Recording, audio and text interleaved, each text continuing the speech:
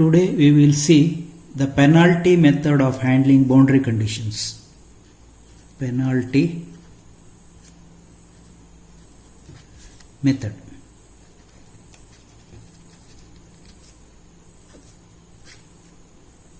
See here, I will consider a stepped bar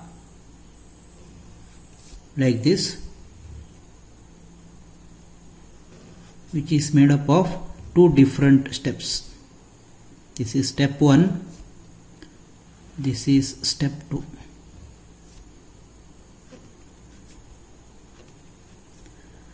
I will fix one end of the bar. So this end of the bar is fixed, and at the other end I will apply a axial load F. Now if you write the equilibrium equation or the finite element equation for this stepped bar, it will be like this. The finite element equation for the bar is, see here, K11, K12, K13, K21, K22, K23, K31, K32, K33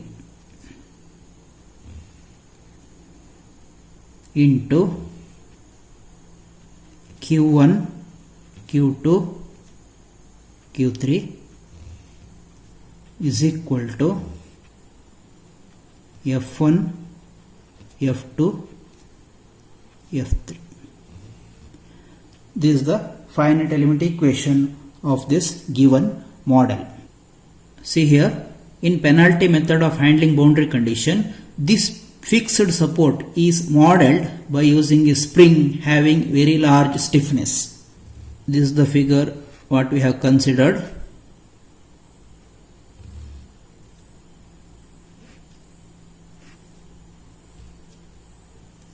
See, in penalty method of handling boundary condition, this fixed support is modeled by using a spring like this.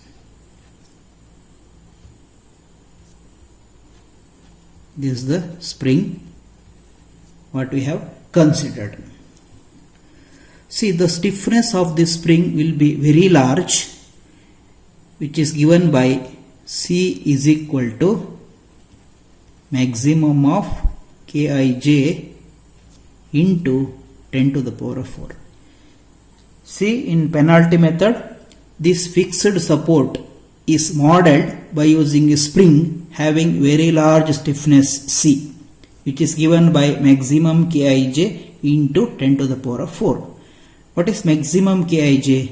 See the global stiffness matrix. Here, for the spring stiffness, you have to consider the element which is having very large value.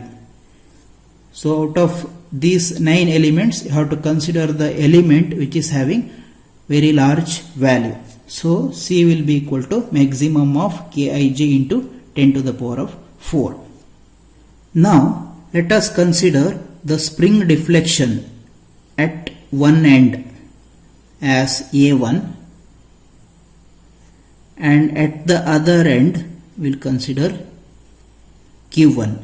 A1 is the spring deflection at this end, and Q1 is the spring deflection at the other end here. Now here, since the stiffness of the spring is very large, this deflection Q1 will be nearly equal to A1, or Q1 is approximately equal to A1. Since we know the displacement at the fixed support, that is Q1 is equal to A1, according to this penalty method of handling boundary condition, this large spring stiffness C gets added to corresponding coefficient in the equilibrium equation. Here corresponding coefficient means K11. Here this C gets added to K 1 1. Therefore the equilibrium equation becomes this K11 plus C, and also the spring force, here spring force F1 is given by C into A1, means spring stiffness into corresponding displacement A1, which gives the spring force F1. So this spring force is added to corresponding nodal force. Here the nodal force is F1. So according to the penalty method, the spring force gets added here. See, A1. So this is the equilibrium equation after applying the boundary condition by using the penalty approach. Next, by solving this equilibrium equation, you can find out Q1, Q2 and Q3. We will consider one more example. I will consider the stepped bar like this. This is one step, this is one more step.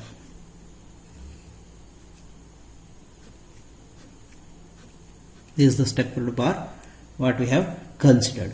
Here now I will fix this end of the bar and I will apply axial load at the other end, F.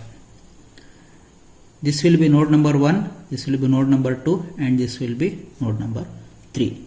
Now if we write the finite element equation for this, the finite element equation is given by K11, K12, K13, K21, K22, K23, K31, K32, K33 into Q1, Q2, Q3 is equal to F1, F2, F3. See here in this example, node 3 is fixed. Therefore, the displacement at node 3, that is Q3, is equal to A3. Now, according to this penalty method of handling boundary condition, this fixed support is modeled by using a spring having very large stiffness C is equal to maximum of Kij into 10 to the power of 4. And the corresponding spring force will be equal to C A3. Now, since Q3 is equal to A3, the large spring stiffness C gets added to corresponding coefficient in the global stiffness matrix. Corresponding coefficient of this node 3 is K33. So this spring stiffness C gets added here. And the corresponding spring force CA3 gets added to corresponding nodal force. Here at node 3 the nodal force is F3. So this spring force F is equal to CA3 gets added here, CA3. This is the equilibrium equation after applying the boundary condition by using penalty approach. Now if we solve this equation, you can find out Q1, Q2 and Q3. I will consider one more example. See here.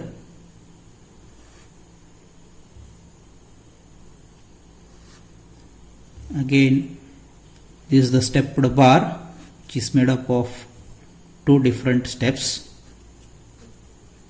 Here I will fix both the ends. Both the ends of the bars are fixed.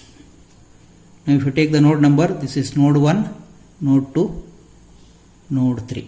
Since both ends of the bars are fixed, using this penalty approach, both the ends are modeled by using a spring having very large stiffness C, which is equal to maximum of Kij into 10 to the power of 4. Here the corresponding nodal displacements are at node 1 the displacement is q1 is equal to a1, and at node 3 the displacement q3 is equal to a3.